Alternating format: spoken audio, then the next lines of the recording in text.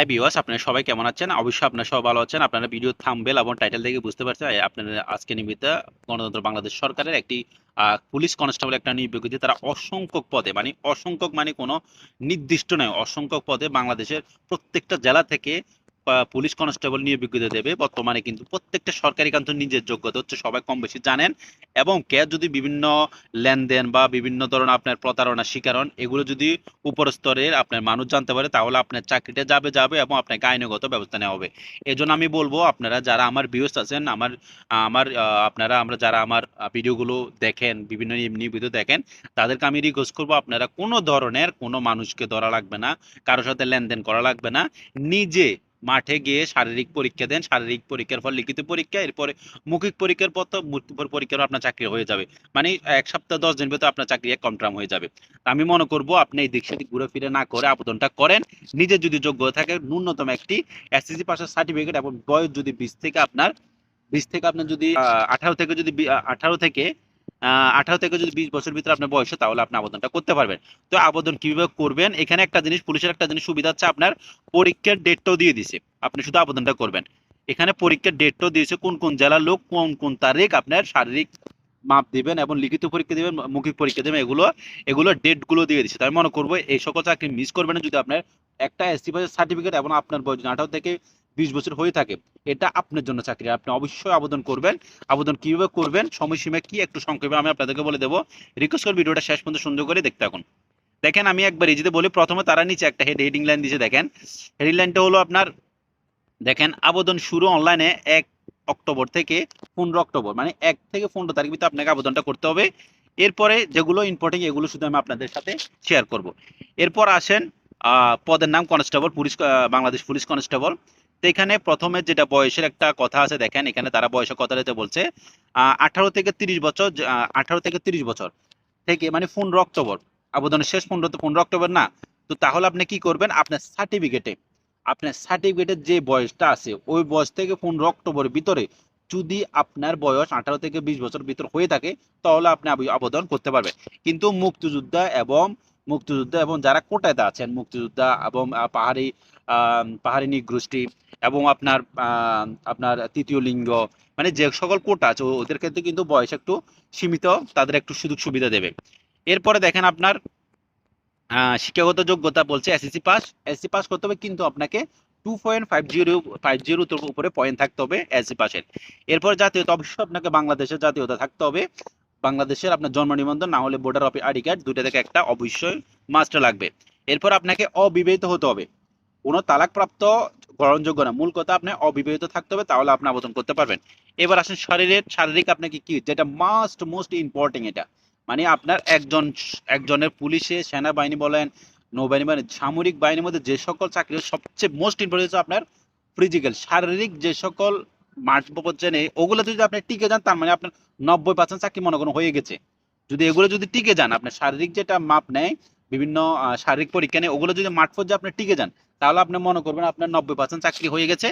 এরপরে দেখেন এখানে কি কি নেবে, আপনাকে ন্যূনতম 5 ফুট 6 ইঞ্চি হতে হবে। সাধারণত 5 ফুট 6 হতে হবে যারা কোটায় আছেন, মুক্তিযুদ্ধ এবং আপনার ক্ষুদ্র নৃগোষ্ঠী বা আপনার শারীরিক প্রতিবন্ধী বা তৃতীয় লিঙ্গ যারাই আছেন, তাদের জন্য 5 ফুট 4 ইঞ্চি। এরপর আছে যারা নারী, তাদের জন্য 5 ফুট 4 ইঞ্চি, আর যারা কোটায় আছেন তাদের জন্য 5 ফুট 2 ইঞ্চি। এরপরে আসেন আপনার বুকের মাপ। যারা স্বাভাবিক আছেন, তাদের জন্য যেটা স্বাভাবিক সেটা 31 ইঞ্চি, আর যেটা প্রসারণ সেটা হচ্ছে 33 ইঞ্চি। যাদের বুক একটু ছোট, একটু বুকের মাপ একটু ছোট, আমি মনে করবো তাদেরকে একটা সাজেশ দেবো। আপনার যখন আবেদন করবে, আবেদন করার পর থেকে আপনি ডেইলি ধরেন সকালে দিলেন 10টা, যদি আপনার 10টা না পারেন, সকালে দিলেন 2টা, বিকেলে দিলেন 2টা, রাতে ঘুমানোর আগে দিলেন 2টা। এভাবে যদি ডেইলি 10টা করে আপনি বুকদান দিতে পারেন, এভাবে আপনার যদি 15 দিন বুকদান দিতে পারেন, তাহলে আপনার বুক অবশ্যই, আমি একটা কথা বলবো, আপনার 2 থেকে 3 ইঞ্চি আপনার বুক প্রসার হয়ে যাবে। তো আমি মনে করবো বুকদানের এটা আপনি প্র্যাকটিস করতে পারেন, মেয়েদের জন্য না। এরপরে দেখেন, আপনার ওজন হলো আপনার বয়স, উচ্চতা। আমাকে অনেকজনে কমেন্ট করছেন যে ভাই আমার ওজন বেশি, কিন্তু আমি উচ্চতা ঠিক আছি।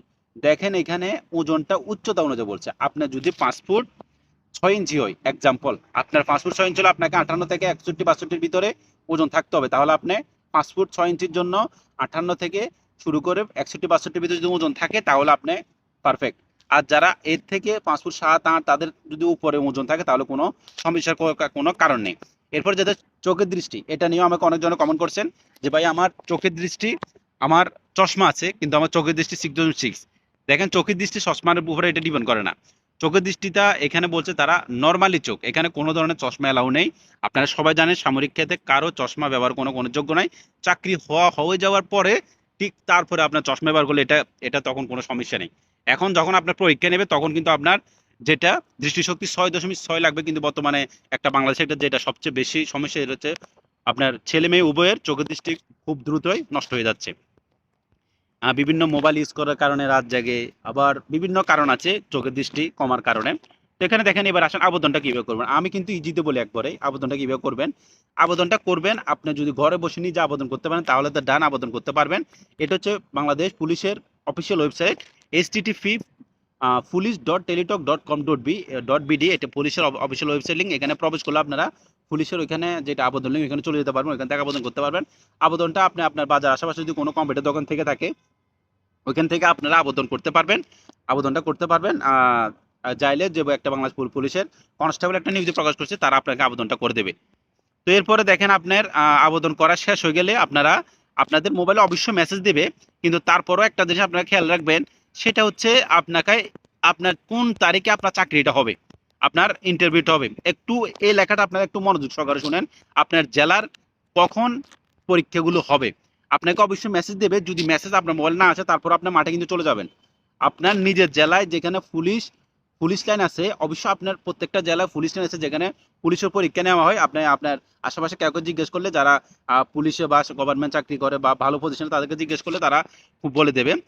তাছাড়া আপনারা যদি আমার সাথে যদি কথা বলতে চান, আমার যদি ফেসবুক থেকে দেখে চান দেখে থাকেন অবশ্যই আমাকে মেসেজ করবেন।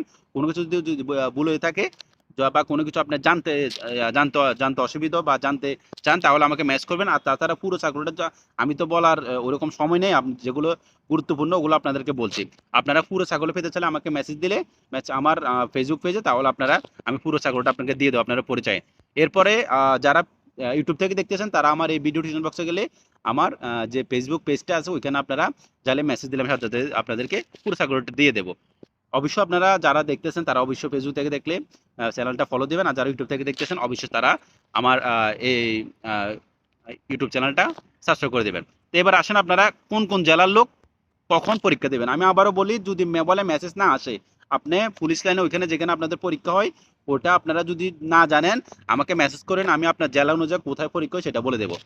আপনার জেলা চাষ করে আপনারা নিজেরও পারবেন, আপনাদের কাউকে জিজ্ঞেস করলে আপনার যদি আপনি অবশ্যই জানেন, যদি আপনি না জানেন তাহলে আপনি আশেপাশে কাউকে জিজ্ঞেস করলে যারা একটু শিক্ষিত ছেলে বা ভার্সিটিতে পড়ে তাদেরকে জিজ্ঞেস করলে তারা আপনাদেরকে বলে দেবে। তো এখানে দেখেন কোন কোন কখন অবশ্যই আপনারা মাঠে চলে যাবেন আপনাদের নিজ জেলার তারিখ অনুযায়ী। দেখেন আপনার জেলা প্রথমে যেটা বলছে মাদারীপুর, একটু মনোযোগ সহকারে খেয়াল করেন, মাদারীপুর, কিশোরগঞ্জ, রাঙ্গামাটি, ব্রাহ্মণবাড়িয়া, ঝিনাইদহ, নড়াইল, সিরাজগঞ্জ, চাঁপাইনবাবগঞ্জ, কুড়িগ্রাম, সুনামগঞ্জ, জামালপুর, ফরিদপুর, টাঙ্গাইল, কুমিল্লা, খাগড়াছড়ি, খুলনা। প্রথমে এই সকল জেলার লোক দেখেন শারীরিক মাপ এবং কাগজপত্র, যেটা শারীরিক মারফত যাবে সেটা হবে 25, 26, 27 অক্টোবর সকাল 8টা থেকে শুরু হবে, আপনাকে 7টার ভিতরে উপস্থিত থাকতে হবে। এরপরে লিখিত পরীক্ষা হবে তাদের 12 নভেম্বর 10টার দিকে, আপনাকে 10টার দিকে বলছে তার মানে আপনাকে 8টার দিকে উপস্থিত থাকতে হবে। এরপরে মৌখিক পরীক্ষা যেটা হচ্ছে সেটা হচ্ছে 19 নভেম্বর, সেটা 10টার দিকে, আপনাকে 8টার দিকে উপস্থিত থাকতে হবে। 2 ঘন্টা 1 ঘন্টা আগে চলে যাবেন, সমস্যা নেই সেটা। এরপরে দ্বিতীয়ত যে সকল জেলা আছে দেখেন সাতক্ষীরা, সাতক্ষীরা আছে, সরি আছে সাতক্ষীরা, দেখেন সাতক্ষীরা, নাওগাঁ, দেখেন দ্বিতীয়ত যেগুলো আছে সেগুলো হচ্ছে আপনার সাতক্ষীরা, নাওগাঁ, জয়পুরহাট, পঞ্চগড়, হবিগঞ্জ, নেত্রকোনা, ঢাকা, রাজবাড়ী, ফেনী, কুমিল্লা, চুয়াডাঙ্গা, বগুড়া, দিনাজপুর, সিলেট, ঝালকাঠি, পটুয়াখালী। এই সকল জেলার লোক কখন যাবেন মাঠ পর্যায়ে তাদের শারীরিক পরীক্ষা 29, 30, 31 অক্টোবর সকাল 8টা, তার মানে 8টা হলে আপনার 6টা চলে যাবেন, 7টা চলে যাবেন এরকম। এরপর লিখিত পরীক্ষা 17 নভেম্বর 10টা, আপনার 8টা চলে যাবেন। এরপরে মৌখিক পরীক্ষা যেটা আছে সেটা 24 নভেম্বর 10টা, আপনার 8টা চলে যাবেন। এরপরে 3 নম্বর পর্যায়ে যে সকল জেলা আছে দেখেন নারায়ণগঞ্জ, মুন্সিগঞ্জ, কক্সবাজার, মেহেরপুর, নাটোর, লালমনিরহাট, গাইবান্ধা, শেরপুর, ভোলা, শেরপুর ভোলা, তারপর বরগুনা, ময়মনসিংহ, গাজীপুর, শরীয়তপুর, মানিকগঞ্জ, গোপালগঞ্জ, বান্দরবন। এই সকল জেলাগুলো কখন যাবেন? 1, 2, 3 নভেম্বর সকাল 8টা, মানে 7টা চলে যাবেন, 8টা বাজে হবে। এরপরে যারা লিখিত পরীক্ষা দিবেন তারা 22 নভেম্বর। এরপরে মৌখিক পরীক্ষা হচ্ছে 29 নভেম্বর। এরপরে লাস্টে যে সকল জেলা আছে দেখেন, নোয়াখালী, বাগেরহাট, যশোর, রাজশাহী, ঠাকুরগাঁও, নীলফামারী, মৌলভীবাজার, নরসিংদী, আর চাঁদপুর, চট্টগ্রাম, কুষ্টিয়া, মাগুরা, পাবনা, রংপুর, দিনাজপুর, বরিশাল। এরা যাবেন কখন? 4, 5, 6 নভেম্বর সকাল 8টা, 7টা চলে যাবেন। এরপরে যেটা লিখিত আছে সেটা হচ্ছে 27 নভেম্বর, এবং মৌখিক যেটা আছে সেটা 4 ডিসেম্বর। তো এ হলো আজকের পুরো নির্বিকৃত। যদি কোনো কিছু আপনারা বুঝতে অসুবিধা হয় অবশ্যই কমেন্ট করবেন। ভিডিওটা ভালো লাগলে অবশ্যই লাইক, কমেন্ট এবং শেয়ার করতে ভুলবেন না আপনারা। অবশ্যই আপনাদের এক একটা লাইকে কিন্তু আমার অনেক বেশি অনুপ্রেরণা যোগাবে ভিডিও করার জন্য। চ্যানেলটার পাশে থাকেন। অনেকগুলো সরকারি চাকরি নিয়োগ বিজ্ঞপ্তি, বেসরকারি চাকরি নিয়োগ বিজ্ঞপ্তি চ্যানেলে দিয়ে থাকি। কোনো কিছু মন্তব্য, কোনো কিছু সরকারি চাকরি সম্পর্কে যদি জানতে অসুবিধা হয় অবশ্যই আমাকে যদি চান আপনাকে মেসেজ করতে পারেন। আমার ফেসবুকে যে মেসেঞ্জার আছে ওখানে আমি সবার মেসেজে রিপ্লাই দিয়ে থাকি।